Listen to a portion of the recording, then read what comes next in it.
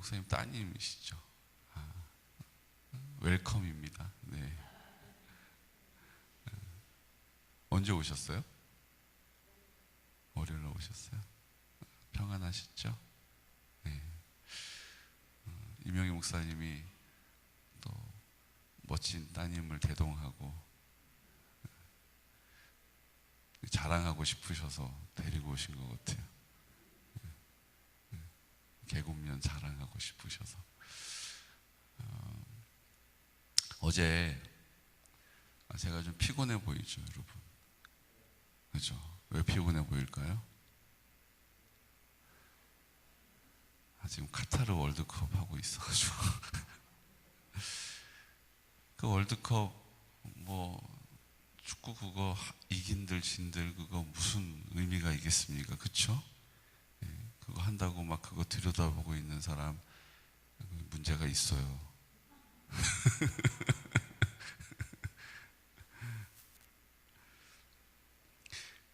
참 사람이요. 새벽 2시에 하고 이제 뭐 대륙 어느 대륙에서 하느냐에 따라서 좀 달라지잖아요. 그러니까 이제 뭐 새벽 2시, 3시 막 이럴 때 이제 뭐 주로 하잖아요. 저쪽 반대쪽에서 하게 되면 뭐 새벽 4시에 하고 그러면 이제 사람들이 자다가 그거를 일어나 가지고 그냥 꾸역꾸역 일어나서 그거를 눈을 비비고 눈곱을 떼고 막 보는 일도 있고 아예 안 자고 막 응원한다고 막 밤새도록 이러다가 이제 그 시간이 돼서 응원하기도 하고 막 그러잖아요. 근데 이게 애매해요. 10시에 경기를 하니까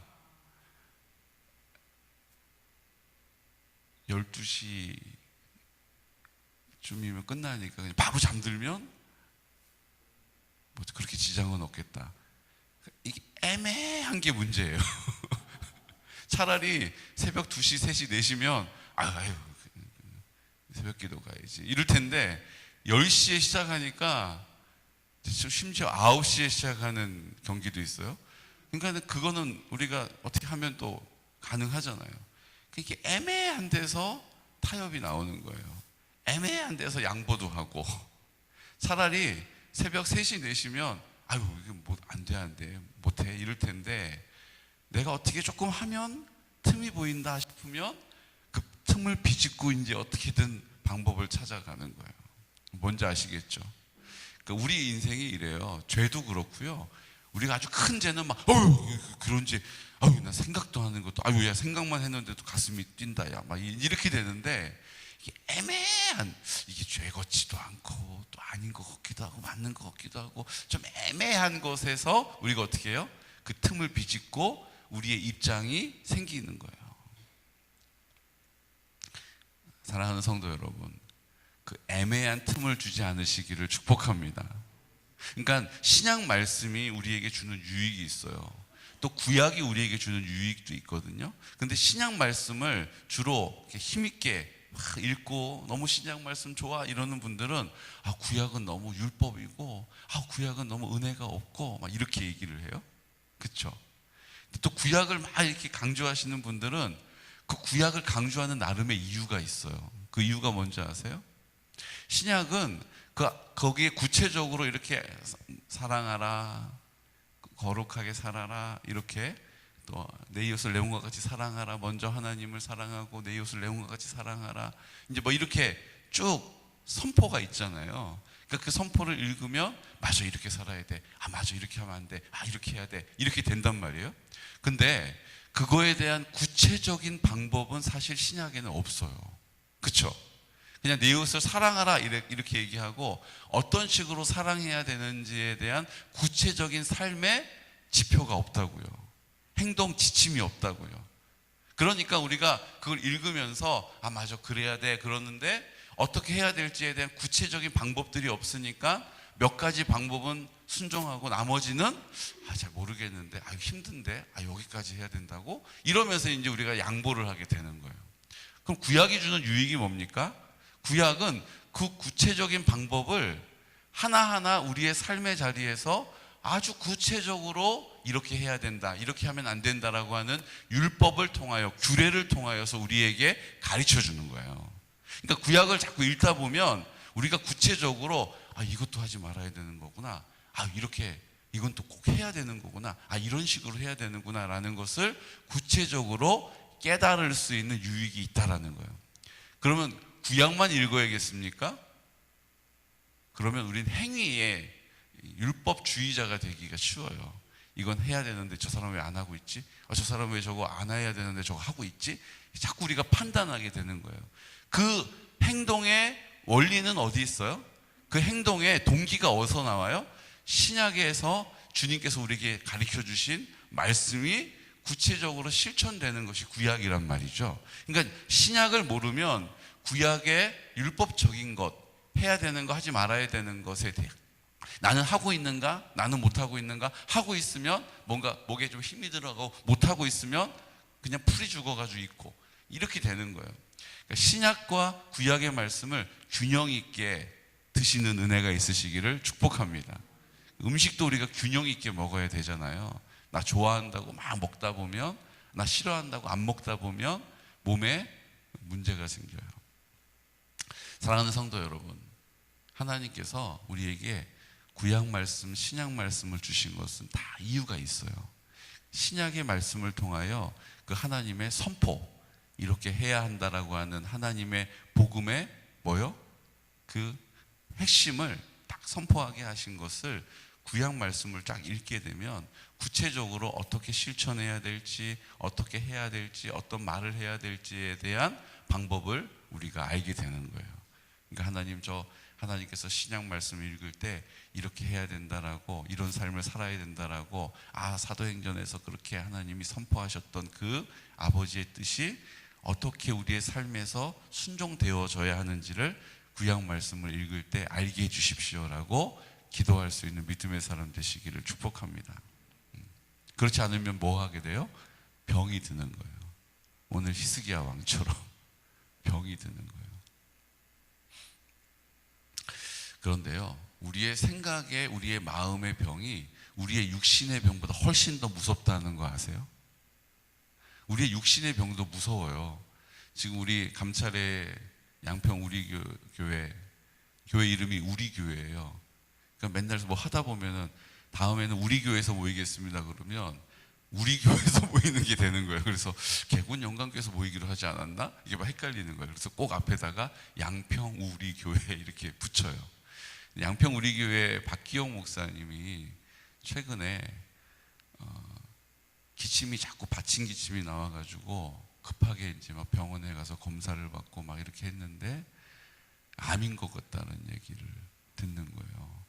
왜냐하면 이제 림프 있는 쪽이 막 부어가지고 이제 막 목도 막 부어오르고 겨드랑이 쪽도 막 부어오르고 사타구니 쪽도 막 부어오르고 림프에다가 받침 기침을 막 하니까 이게 암인 것 같다라는 소견을 듣고 큰 병원에 가라는 얘기를 듣고 병원에 갔더니 병원에서도 뚜렷한 암이거나 아주 암 비슷한 암이 아닌 경우 A와 B가 있다 이렇게 얘기를 했다는 거예요. 얼마나 참 그 얘기를 들을 때 낙심이 되겠습니까? 그래도 뭐 목사님이시니까 그냥 담대하게 이제 검사도 받으면서 기도해 달라고 이렇게 하시는데 지난 월요일 날 찾아뵀었거든요. 근데 몸무게가 한 10kg 이상 빠지셨대요. 그러니까 이제 힘이 없으셔가지고 누가 이렇게 찾아오는 게 그래도 좋다 이렇게 얘기하시더라고요. 이유는 안 그러면 그냥 나 지금 몸무게도 이렇게 체중이 감량이 됐고 난 지금 내 안에 이제 뭔가 문제가 생겼으니까 나는 힘이 없고 숨 쉬는 것도 어렵고 기침이 나고 그러니까 자꾸 누워 있게 된다는 거예요. 근데 이제 누구라도 오면 그 사람이 어쨌든 이제 응대하느라고 이제 그냥 몸이 처지지 않으니까 차라리 누가 오는 게 좋다 이렇게 얘기하시더라고요.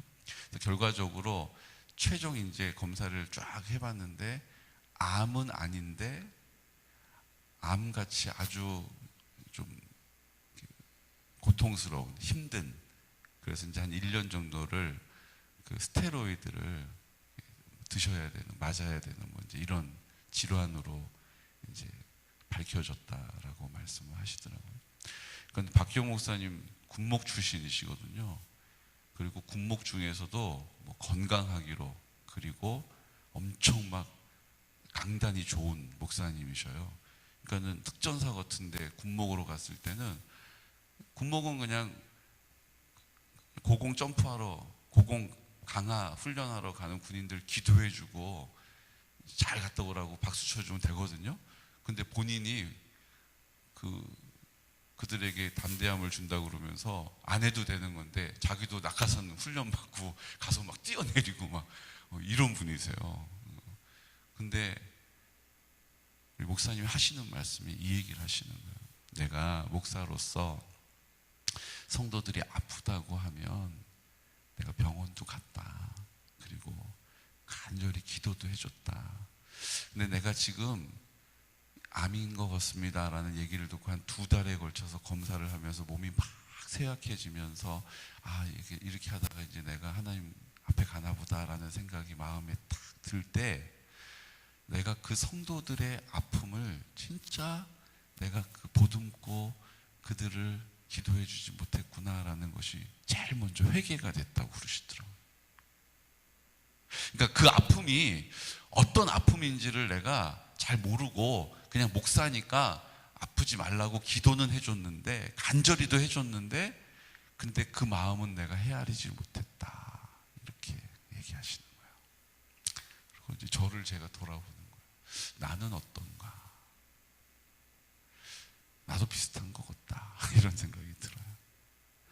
그 아픔을 어떻게 다 헤아리고 알겠어요.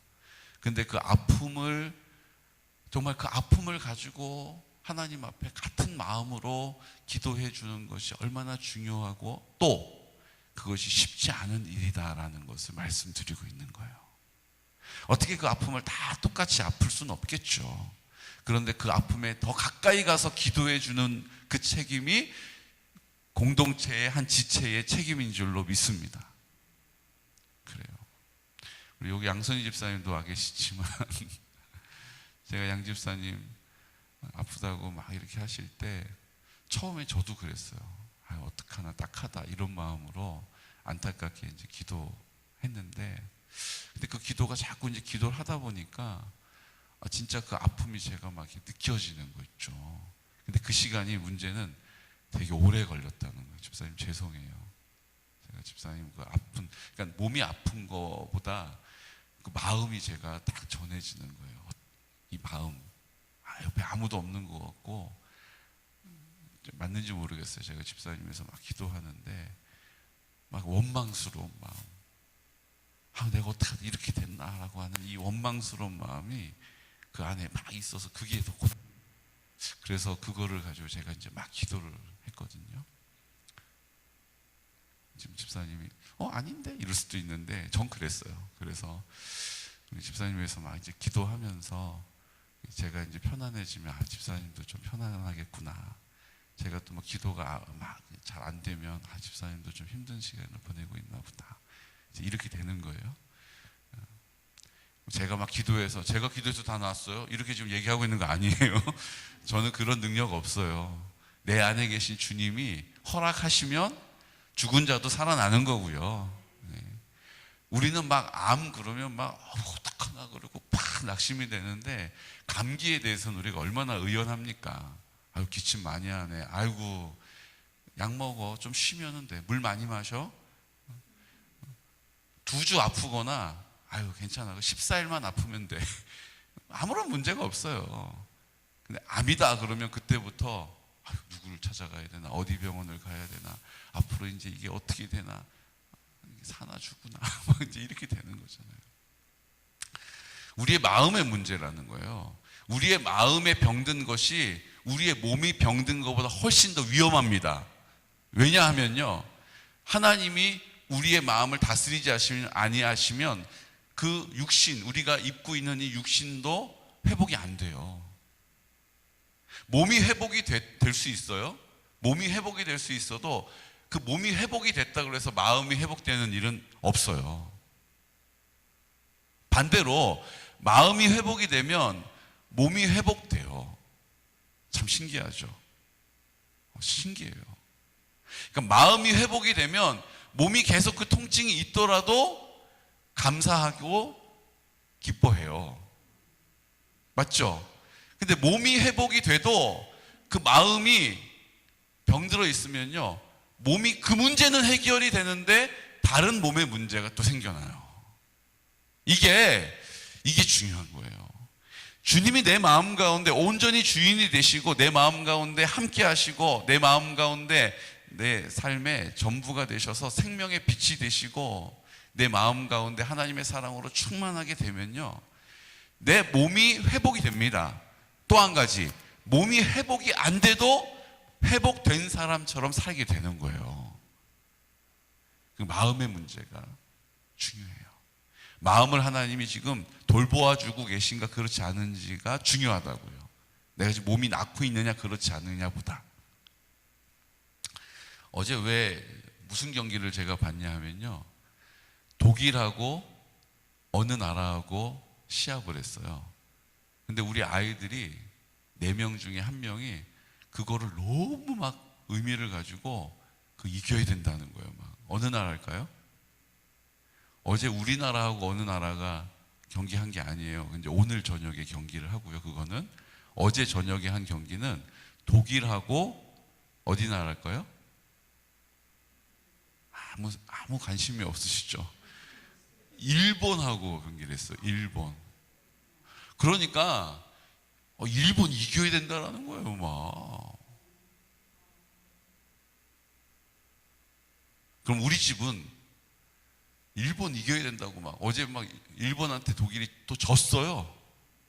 1대0으로 먼저 한 점을 넣고 그 다음에 조금 하다가 1대1이 되더니 이러고 있는데 갑자기 일본이 한 점을 더 넣어서 2대1로 독일이 지고 일본이 이겼어요. 그랬더니 그거를 보고 우리 아들이 막 이러면서 막 그러더라고요. 실망을 엄청 하더라고요. 자, 그렇다고 우리 집이 일본 하면 일본 놈들 이러지도 않아요. 저는 일본에 대한 나쁜 감정이 없어요. 하나님도 일본 사람들 사랑하니까. 근데 왜 우리 아들은 일본 놈 막 이러면서 일본을 그렇게 마음으로 싫어하고 미워하는지 모르겠어요. 중요한 게 뭐냐면요, 그 마음이 뜻을 딱 정하니까 어린 아이임에도 불구하고 그거에 마음이 어떻게 돼요? 딱 꽂혀 있는 거예요. 거기에 마음이 딱 골몰하게 되는 거예요. 여러분, 이 골몰한 게 무서워요. 골몰한 게. 우리의 마음이 어느 한 곳에 딱 골몰하면요, 우리의 마음을 내가 주인 행세하고 있다는 증거예요. 사랑하는 성도 여러분, 마음을 지키는 게, 마음이 병드는 것이 몸이 병드는 것보다 위험하다고 말씀드렸어요. 근데 그 마음에 병이 들었다는 것을 어떻게 알 수 있냐면요, 우리의 생각이 어떤 것에 있어서 골몰하게 되는 거예요. 대부분은요, 마귀들이, 사마귀들이, 사탄 마귀 귀신들이 우리의 생각을 하나로 딱 골몰하게 만들어요. 대부분 그게 뭐냐면 두려움이에요. 불안함. 뭔가에 딱 불안한 마음이 생기면요, 나 이러다 죽으면 어떡하지? 이 불안한 마음이 내 안에 딱 생기면요, 거기에 마음이 딱 골몰하면요, 그때부터 우리의 일상이, 그전에는 그냥 당연한 걸로 살았던 일상이 힘들어요. 심지어는 몸이 아프기도 해요. 내 생각이 어디 한 군데 딱 골몰하면 그 결과가 우리의 몸을 막 이끌어가기도 한다라는 거예요.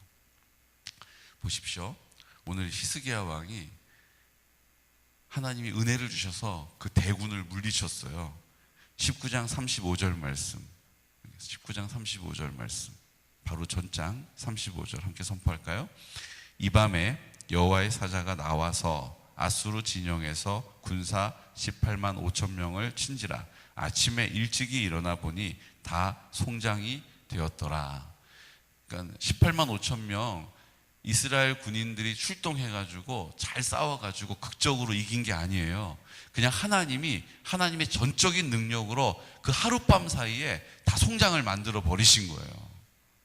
이런 어마어마한 승리를 경험하게 됩니다. 그 이유가 뭔지 아세요? 히스기야가 그 문제를 하나님께 맡겼어요. 하나님이 우리를 구원하실 것이다라는 사실을 의심 없이, 두려움 없이, 불안함 없이 담대하게 백성들에게 선포했거든요. 그러니까 하나님이 그 선포한 대로 이루어 주신 거예요. 아멘. 하나님이 그 믿음을 책임져 주셨다고요. 그 마음에 있는, 그 마음에 누가 주인인지를 하나님께 선포했던 것을 하나님께서 그 말을 책임져 주신 거예요. 그냥 우리가 군대를 어떻게 조직하고 어떤 전술을 준비해서 어떻게 싸우자, 또 우리가 막 화이팅 하자, 그리고 막 사기를 올려가지고 이긴 게 아니고요. 아무것도 한 게 없는데 그냥 하나님이 전적인 능력을 나타내셨다라는 거예요. 히스기야가 뭐라고 했냐면요, 뭐라고 했길래 하나님이 이렇게 전적인 능력을 보여주셨냐면 19절 말씀, 19장 19절 말씀 선포할까요?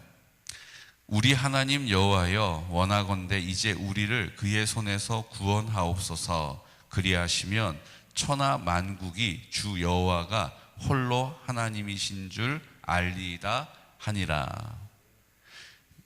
하나님 저희를 도와주세요. 이기게 해주세요. 그러면 모든 사람들이 아, 진짜 하나님이 살아계시구나. 야, 진짜 하나님이 함께 하시는구나. 아, 그게 진짜 어마어마하구나 라는 것을 알게 될 것입니다 라고 하나님께 이 사실을 뭐 한 거예요? 기도한 거예요. 그때 하나님께서 그 믿음의 선포, 그 믿음의 고백을 부끄럽지 않게 해주신 거죠. 자, 문제가 해결됐어요. 그러면 이제 그 다음에도 이제 하나님이 이제 함께 하시니까 문제가 없어야 되잖아요. 근데 그 다음에 어떤 일이 생겼어요? 히스기야가 병이 들었어요. 그 승리를 막 누리고 감사하고 막 기뻐하는 것도 얼마 되지 않았는데 갑자기 병이 든 거예요. 근데 히스기야가 이렇게 기도합니다. 2절 3절 함께 선포할까요? 히스기야가 낯을 벽으로 향하고 여호와께 기도하여 이르되 여호와여 구하오니 내가 진실과 전심으로 주 앞에 행하며 주께서 보시기에 선하게 행한 것을 기억하옵소서 하고 히스기야가 심히 통곡하더라. 하나님, 제가 하나님 앞에 드렸던 그 믿음의 고백을 기억해 주세요. 하나님, 저 이제 죽을 것 같아요. 그런데 제가 하나님께 드렸던 그 믿음의 고백을 기억해 주세요. 그리고 그 죽음 앞에서 그 감당이 안 돼가지고 여러분 이 상황을 한번 이렇게 머릿속으로 그려보세요. 하나님, 제가 하나님 앞에 믿음으로 살았던 거 기억해 주세요. 그러면서 이제 막 눈물이 터진 거예요. 이제 내가 죽어야 한다는 사실을 들었거든요. 이제 그 하나님이 너 이제 죽을 거야 라고 하는 사실을 알게 해주셨거든요. 근데 그것을 받아들일 수가 없는 거예요, 마음적으로. 그래서 심히 통곡을 했어요. 그때 하나님 뭐라고 하셨어요? 내가 그 눈물을 보았다 이렇게 얘기하시는 거예요. 5절 우리 함께 선포할까요? 너는 돌아가서 내 백성의 주권자 히스기야에게 이르기를 왕의 조상 다윗의 하나님 여호와의 말씀이 내가 내 기도를 들었고 내 눈물을 보았노라. 내가 너를 낫게 하리니 내가 3일 만에 여호와의 성전에 올라가겠고. 그리고 15년에 그 생명을 더 연장받게 됩니다. 하나님 뭘 보셨다고요? 눈물을 보셨어요. 뭘 들으셨다고요? 기도를 들으셨어요. 히스기야가 뭐라고 기도했을까요? 이제 성경은 하나님, 제가 하나님 앞에 믿음으로 살았던 것을 하나님 아시죠? 근데 제가 이제 죽게 됐어요. 아, 나 그거 감당이 안 돼서 지금 하나님 앞에 이러면서 이제 눈물로 기도한 거잖아요. 통곡을 했잖아요. 하나님이 그 히스기야의 마음이 지금 어디를 향해 있는지를 유심히 보고 계시는 거예요.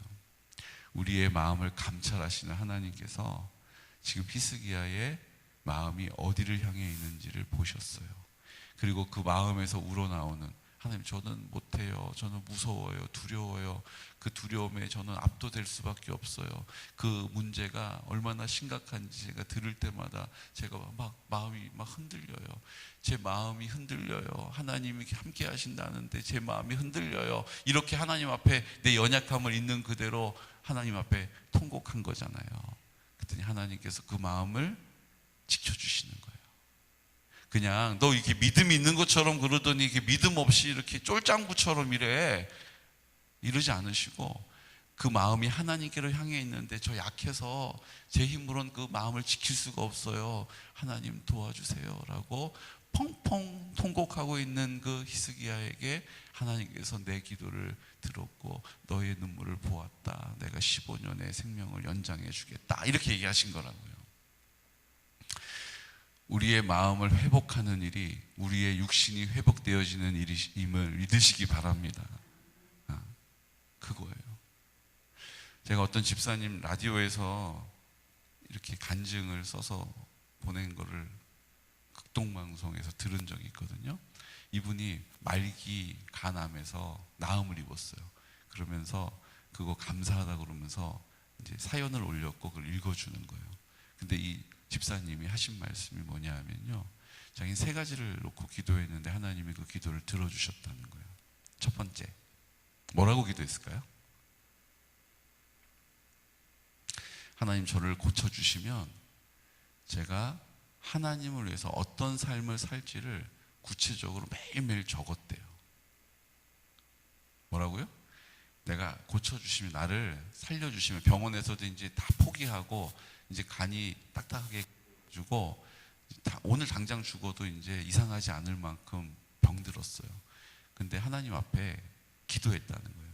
그 기도가 뭐라고요? 하나님, 저를 살려주시면 하나님을 위해서 어떤 일을 할지를 매일매일 계획하는 거예요. 그거를 다 적었대요. 이렇게. 또 한 가지, 그의 기도는요, 이게 내가 이렇게 해도 하나님이 안 들어주시면 어떡하지?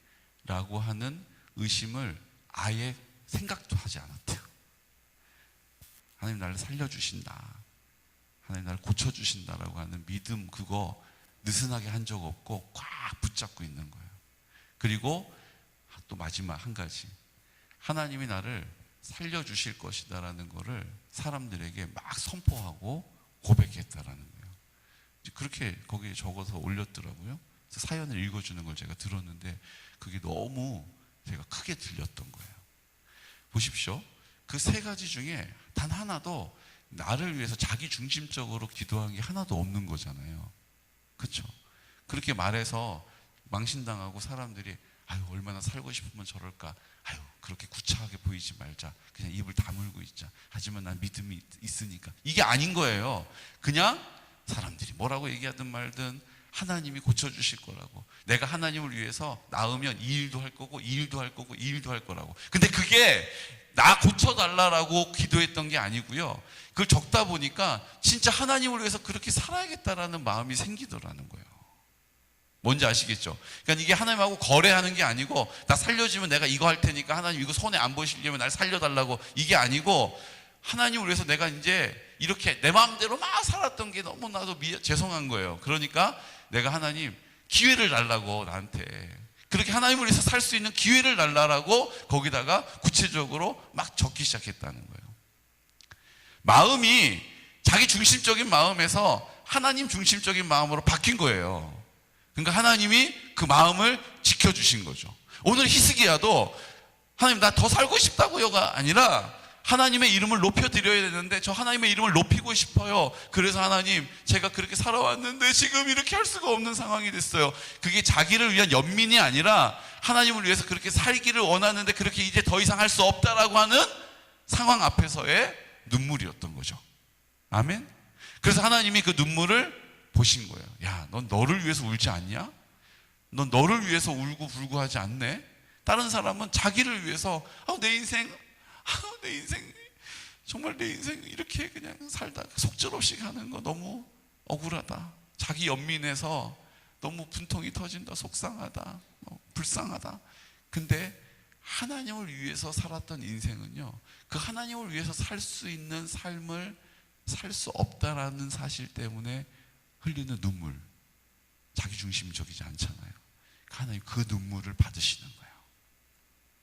여러분, 자기중심적인 삶에 자기 연민을 붙잡고 살아가는, 자기 욕심을 쫓아 살아가는 그 두려움을 내 힘으로 제거하려고 이리저리 발버둥치는 그런 인생이 아니라 하나님을 위해서 내 마음 가운데 계신 그 하나님이 나타나는 자리에 나를 두는 믿음의 사람 되시기를 축복합니다. 오늘 내게 눈물이 필요하다면 내 처지를 보니까 너무 억울하고 너무 불쌍하고 기구하고 동정이 아니라 하나님이 나를 통해서 나타내시도록, 하나님의 기쁨이 되도록, 하나님의 뜻을 이루어드리도록, 하나님의 나라가 우리 가정 가운데 회복되기 위해서 제가 하나님 살기를 원하는데 지금 그렇게 할 수 있는 힘도 능력도 아무것도 남아있는 게 없어요 라고, 그 때문에 하나님 앞에 가슴을 치면서 눈물로 기도할 수 있는 은혜가 있으시기를 축복합니다. 이게 우리의 기도가 되어야 한다는 거예요. 이 시간 다 같이 기도드릴 때 오늘 히스기야가 그런 믿음의 고백을 통하여 15년 생명을 연장받습니다.